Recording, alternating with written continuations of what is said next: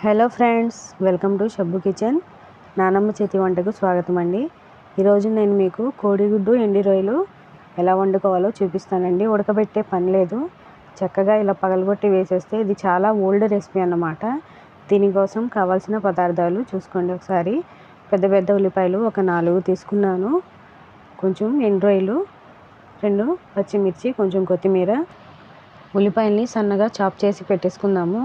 ఇప్పుడు మీకు వీడియోలో చూపించిన విధంగా ఎండు రొయ్యల్ని కడిగేసి 2 సార్లు నానబెట్టేసుకుందాము. ఇప్పుడు ఆయిల్ వచ్చేసి ఒక 4 టేబుల్ స్పూన్ యాడ్ చేసుకుందాము. యాడ్ చేసుకున్న తర్వాత సన్నగా తరిగి పెట్టుకున్న ఉల్లిపాయల్ని యాడ్ చేసేసుకుందాము.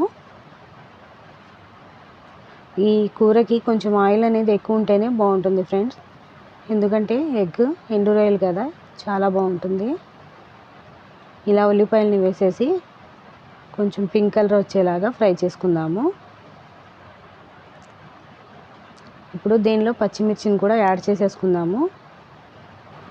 నానబెట్టుకున్న ఎండు రొయ్యల్ని పిసకడం వల్ల దానిలో ఉన్న ఇసుక అనేది బయటకు వచ్చేస్తుంది. పైన తీసేసుకొని క్లీన్గా కడిగేసి ఇలా ఉల్లిపాయలతో పాటు వేసి ఫ్రై చేసేసుకుందాము. నా వీడియో కనుక మీకు నచ్చితే లైక్ చేయండి, షేర్ చేయండి, అలాగే సబ్స్క్రైబ్ చేయండి ఫ్రెండ్స్. ఇలా చక్కగా అంతా కలుపుకుంటూ ఫ్రై చేసేసుకుందాము.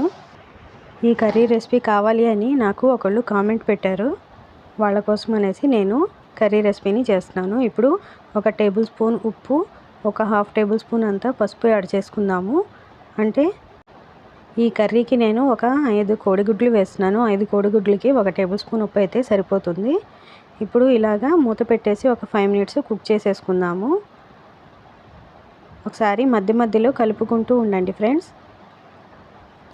చక్కగా ఇలా కలిపేసి మళ్ళీ ఒక 5 నిమిషాలు మూత పెట్టేసుకుందాము. మళ్ళీ ఒక 5 మినిట్స్ తర్వాత ఉల్లిపాయ అంతా చక్కగా ఫ్రై అయిపోయింది కదా. ఇప్పుడు మనం దీనిలో ఒకసారి అంతా బాగా కలిసేలాగా కలిపేసుకుందాము. అంటే ఉల్లిపాయ అనేది మనకు తగలుకోకుండా, కసకస మనకోకుండా చాలా బాగుంటుంది కూర అనేది. అంతా చక్క గ్రేవీలా ఉండి టేస్ట్ అనేది చాలా బాగుంటుంది. ఇలా అంతా కలిసేలాగా ఒకసారి కలిపేసుకొని మళ్ళీ ఈక్వల్గా చేసేసి పెట్టేసుకుందాము.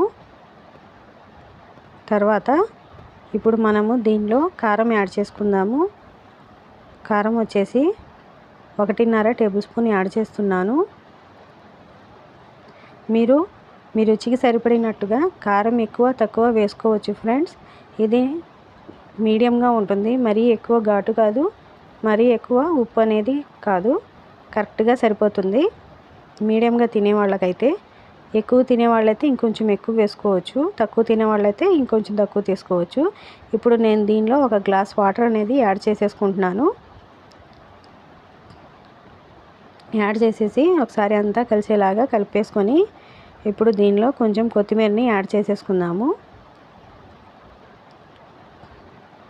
కొత్తిమీరని యాడ్ చేసేసి ఒకసారి మళ్ళీ అంతా కలిసేలాగా కలిపేసుకుందాము. అంటే కొత్తిమీర ఒక చోట ఎగ్ వేసినప్పుడు అది స్ప్రెడ్ అవ్వదు కదా, అందుకని ముందే కలిపేసి ఒకసారి ఉప్పు చెక్ చేసేసుకోండి.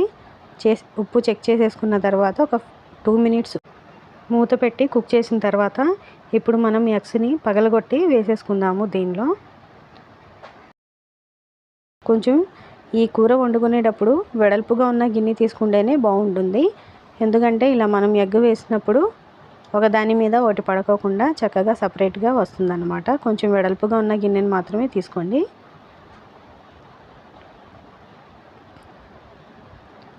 ఇలా ఎగ్స్ అన్నీ వేసేసి మీడియం ఫ్లేమ్లో ఒక 2 మినిట్స్ పెట్టుకోండి. కర్రీ అనేది చాలా ఓల్డ్, చాలా టేస్ట్ అనేది టేస్ట్ కూడా.